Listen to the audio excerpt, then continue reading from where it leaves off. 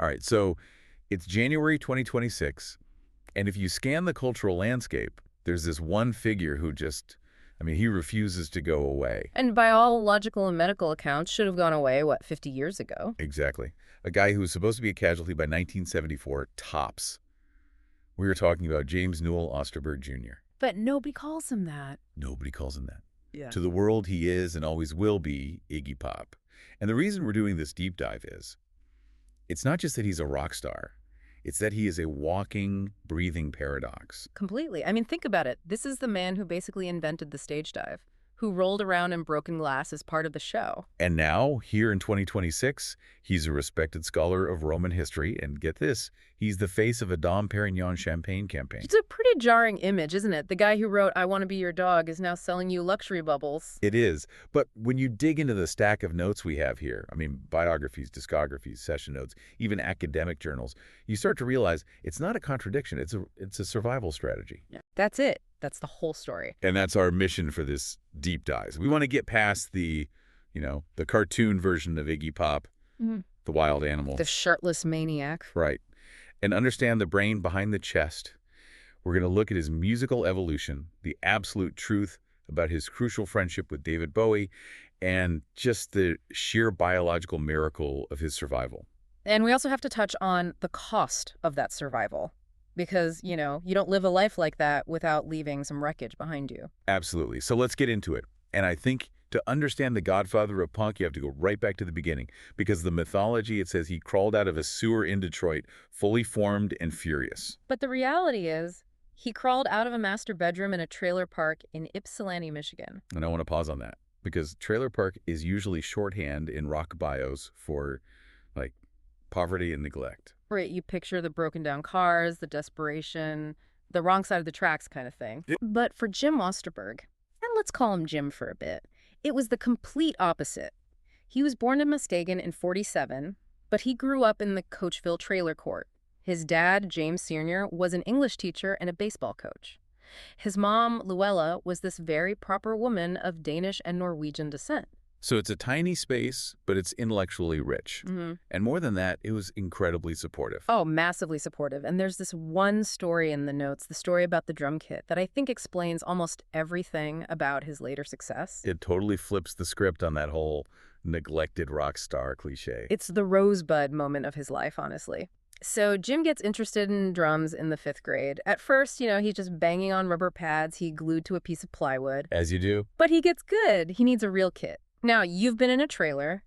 Space is at a premium. Yeah. There is literally no room for a full drum set. Right. Most parents would say, hey, great hobby. Why don't you take up the harmonica or go play in the shed? Not James and Luella.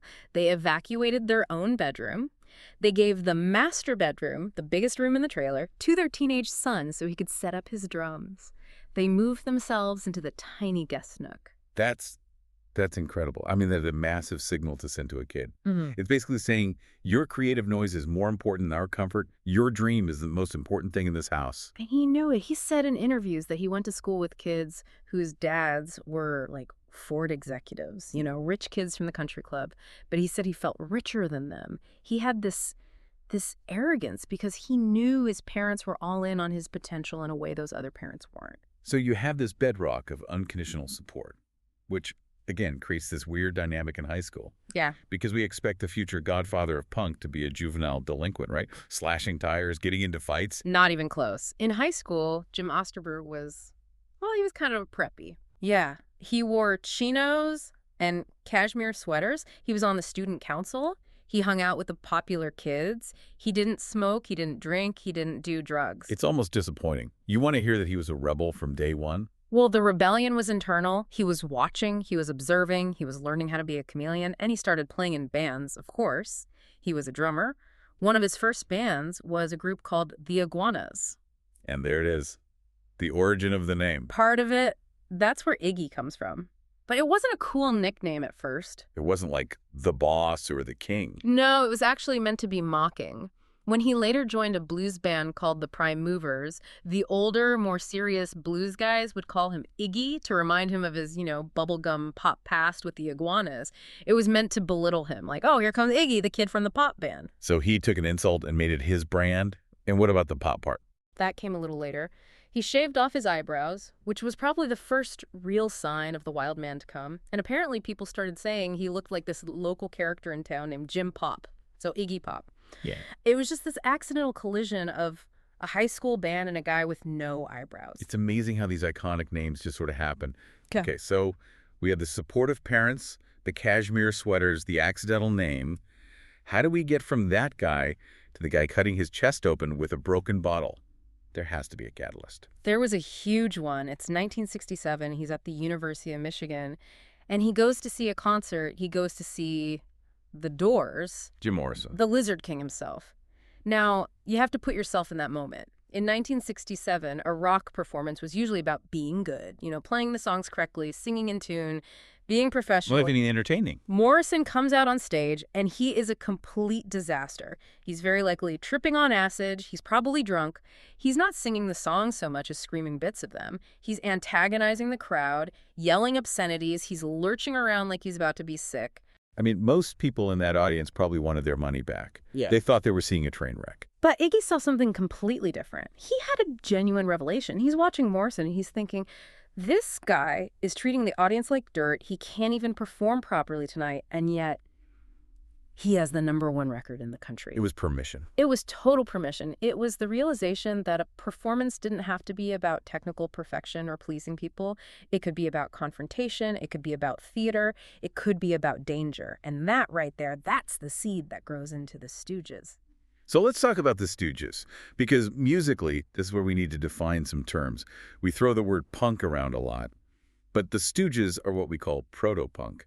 What does that actually mean in terms of the sound? That's a great question. So again, think about what was happening in the late 60s. You had the Summer of Love. You had these really complex psychedelic arrangements. The Beatles were doing Screet Pepper. It was very flowery, very produced, very clever music. Right, lots of layers. Proto-punk, and especially what the Stooges were doing, was a violent rejection of all of that complexity. It was a deliberate return to the primitive. 3 chords and the truth. Or maybe just the 3 chords. Or maybe just 1 chord played over and over again with a really bad attitude. It was raw. It was hypnotic. If you listen to a song like I Want to Be Your Dog, it's just this relentless, grinding, simple riff. It doesn't sound happy. It sounds like boredom and aggression and raw electricity all mixed together. And the lineup was crucial to that sound. You had Iggy on vocals, Dave Alexander on bass, and then the Ashton brothers, Ron on guitar and Scott on drums. And the hiring policy for Ron Ashton tells you everything you need to know about the band's vibe. Iggy didn't pick Ron because he was a virtuoso guitarist. He said he picked him because he thought Ron looked ill and dirty. He was casting a movie, basically. You look like you need a shower and possibly a doctor. You're in. That's exactly it. He was building a gang, not an orchestra. And even the name The Stooges was this act of anti-cool.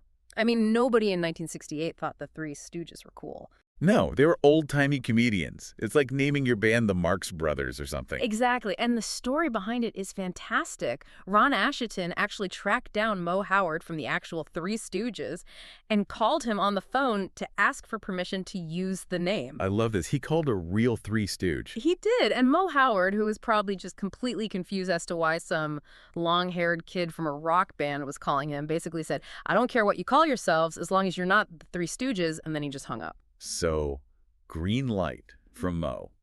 They have the name, they have the look, they have the sound. What they didn't have was sales. Oh, absolutely not. Their first 2 albums, the self-titled The Stooges, which was produced by John Cale from the Velvet Underground, by the way. Another proto-punk legend. Right, so that album and their second one, Fun House, are now considered sacred texts. They're on every greatest albums of all time list, but at the time, they were commercial poison. Nobody got it. The world was not ready for a guy smearing peanut butter all over his chest and diving into the crowd. The stage diving. We almost take it for granted now. You go to a festival, someone is crowd surfing. But Iggy is widely credited with inventing it. He was one of the very first, and he did it differently. He was breaking the fourth wall physically. Before Iggy, the stage was this pedestal. The rock god stood up there, and the audience stood down there and worshipped. And Iggy said, no, I'm coming out there to you. But it wasn't a hug. It wasn't a we're all in this together thing. It was an assault. He would just hurl himself at people. He would cut himself with glass. He would expose himself. He would challenge the audience. It was performance art. It was dangerous. It was. It was asking the question, how much of this can you handle? but you can only sustain that level of intensity and self-destruction for so long. The band imploded, the drugs took over. Specifically, heroin really took hold of Iggy. And this brings us to the low point. It's the early 70s. The Stooges are done. Iggy's broke. He's addicted. He's basically sleeping on couches. He's essentially washed up before he's even 25 years old. And this is really where the story should have ended. He should have been a footnote, you know. Oh yeah, that crazy guy from that band that made a couple of weird records. But then a certain starman enters the picture. David Bowie. David Bowie. And the relationship between Bowie and Iggy Pop is one of the most fascinating and, I think, important dynamics in all of music history. I've always viewed it as this really symbiotic thing. Like, Bowie needed Iggy's raw, authentic danger to ground himself, and Iggy desperately needed Bowie's discipline and his production genius just to survive. That's a perfect way to put it. They met at Max's Kansas City in New York in 1971. Bowie was on the rise. He was this calculated, polished, brilliant artist, and he saw Iggy as this raw, untapped resource, a force of nature that needed to be harnessed. So he decides to save him? Pretty much. He gets Iggy a record deal, takes him to England, and produces the album Raw Power in 1973. They even reformed the Stooges for it. But even that wasn't enough to keep the demons away. After the album, Iggy crashed again, harder than ever. And this is when he checks himself into a mental institution. Yeah. The UCLA Neuropsychiatric Institute. He was trying to save his own brain. He knew he was losing it. And the notes mention something really poignant here. While he was in there, visitors were very, very scarce. The whole cool rock and roll crowd, they weren't exactly lining up to visit the guy in the psych ward. But Bowie did. Bowie came. And not only did he visit, but in 1976, he basically busted him out and took Iggy on his station-to-station tour, not as an opening act, really, just as a companion, to keep an eye on him, to get him out of the LA drug scene. Which leads them to move to West Berlin, the famous Berlin era. This whole period is so mythologized. We imagine them in like black leather coats, standing by the Berlin Wall, looking gloomy and artistic while synthesizing the future of music. And, I mean, they were doing that, but the domestic reality of it is so much funnier and more human. Yeah. They moved to West Berlin specifically to get clean. They were trying to escape the drug dealers of LA and London, so they got an apartment together. And Iggy has gone on record saying that the highlight of their week, their big wild night out, was Thursday. Okay. What happened on Thursday? They would sit on the sofa, maybe make some dinner, and watch Starsky and Hutch on German television. You're kidding. David Bowie and Iggy Pop just sitting there watching a cop show. It's incredible, isn't it? It humanizes them completely. But creatively, this period of sort of quiet domesticity worked. It was unbelievably productive. In 1977 alone, they produced two of Iggy's greatest solo albums back-to-back, The Idiot and Lust for Life. Okay, can we talk about the sound of The Idiot? Because it is so different from the Stooges. It's not punk rock. No, it's the sound of Bowie's influence crashing head-on with Iggy's raw energy. It's heavy, it's industrial, it's almost robotic in places. You listen to a track like Night Clubbing with that lurching electronic drum beat. It's almost gothic. It's dark and unsettling. And Lust for Life comes out the same year, and it's so much brighter. It's more of a rock and roll record. It is. They co-wrote all these classic songs together. The Passenger, Lust for Life, China Girl Tonight, Sister Midnight. It was this incredible burst of creativity. But here's the part of the friendship story that I think really matters, and it's the financial part. Yes. This is crucial. So we get to the early 80s, and Iggy is still struggling. The albums were critically acclaimed, but the money just wasn't there. He was still basically broke. Meanwhile, Bowie is about to record Let's Dance, an album that was specifically designed to be a massive global commercial hit. And it was. It was absolutely huge. So Bowie makes a choice. He decides to cover China Girl on that album, a song he co-wrote with Iggy. He didn't have to do that. He could have written a brand new song by himself. But he did it specifically so that the songwriting royalties, which would be enormous, would go to Iggy. That's not just a favor. That's a pension plan. It was a lifeline. And then he did it again on his next album, Tonight. Bowie basically ensured that Iggy Pop would never starve again. He set him up for life. That's real friendship. It really is. So, okay, Iggy is finally financially secure. But the 80s as a decade were, I don't know, they were a weird time for him.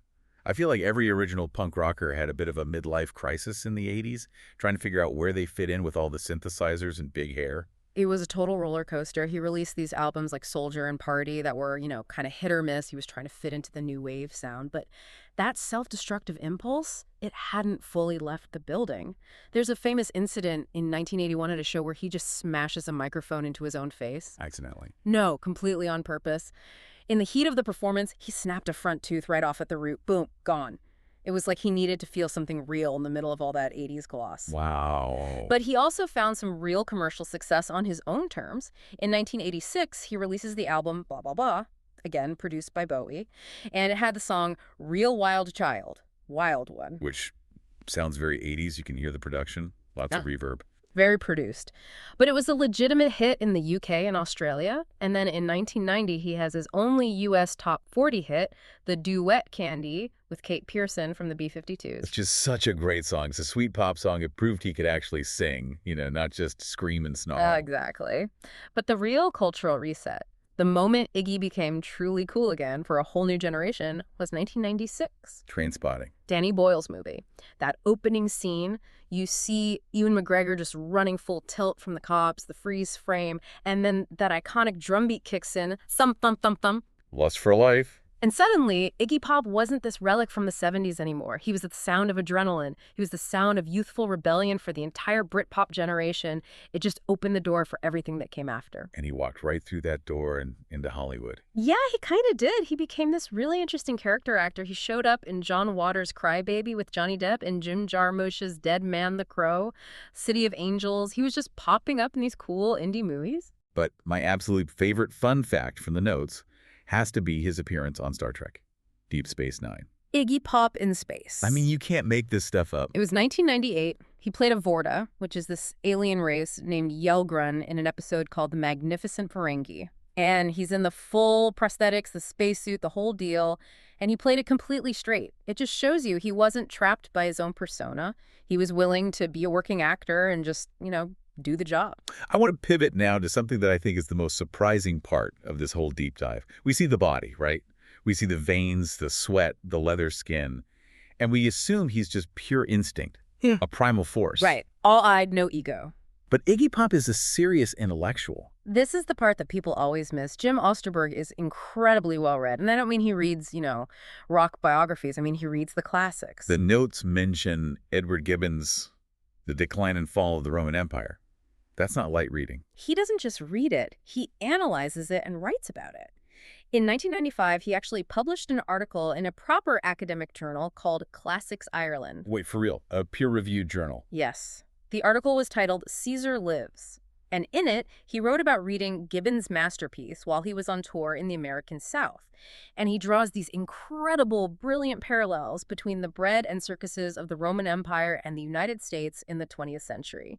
He compared the brutality of the Roman Colosseum to the mosh pits at his own shows. That's profound. So he sees the mosh pit not just as chaos, but as a modern form of a very ancient ritual. Precisely. He argues that humanity hasn't really changed that much. We've just changed the costumes and the soundtrack. He sees himself as part of this long, unbroken lineage of public spectacle and decline. It's really brilliant stuff. And you can hear that eclectic taste on his radio show, too. Absolutely. Iggy Confidential on BBC Six Music. If you're listening and you haven't heard it, you have to check it out. He'll play free jazz, then some old French chanson, then some extreme Norwegian black metal. He has the ears of a musicologist. He's always championing new, young bands. He's not some old man yelling at clouds. He's an old man who is actively listening to everything. And he's done voice acting as well, which requires a totally different kind of discipline. Yeah, he was a voice in the Rugrats movie. He's been on American Dad. And he voiced the character of the uncle in the English language version of the incredible animated film Persepolis. So speaking of the old man aspect, we have to talk about the physical reality of him. He's famous for performing shirtless. We've literally watched his body age in public for 50 years. But there's a medical reason behind the way he moves. Scoliosis. I had no idea about this. Yeah. He has a significant curvature of the spine, and as a result, one of his legs is about 1.5 inches shorter than the other one. So you know that signature walk of his, that sort of lurching, twisting, hip-thrusting thing he does? Yeah, it looks like a panther stalking something. It's actually him compensating for his spine. He's built his entire physical vocabulary on stage around a disability. He turned a medical condition into a dance move.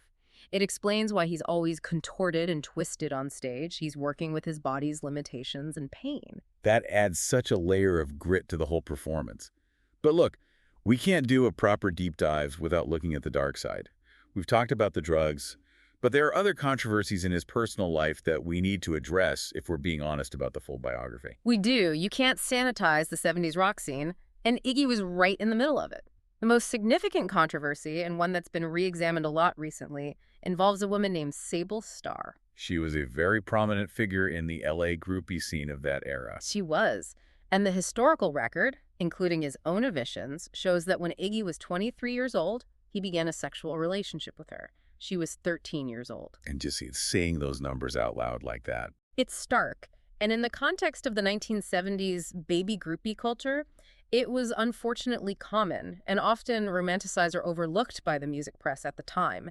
But looking back on it now, especially through the lens of the #MeToo era, it's viewed very, very differently. And there's a recent documentary that deals with this, right? Yes, a documentary called Look Away, which is ironically named after an Iggy Pop song that's about her. And it frames these relationships not as rock and roll excess, but as what they were, statutory rape.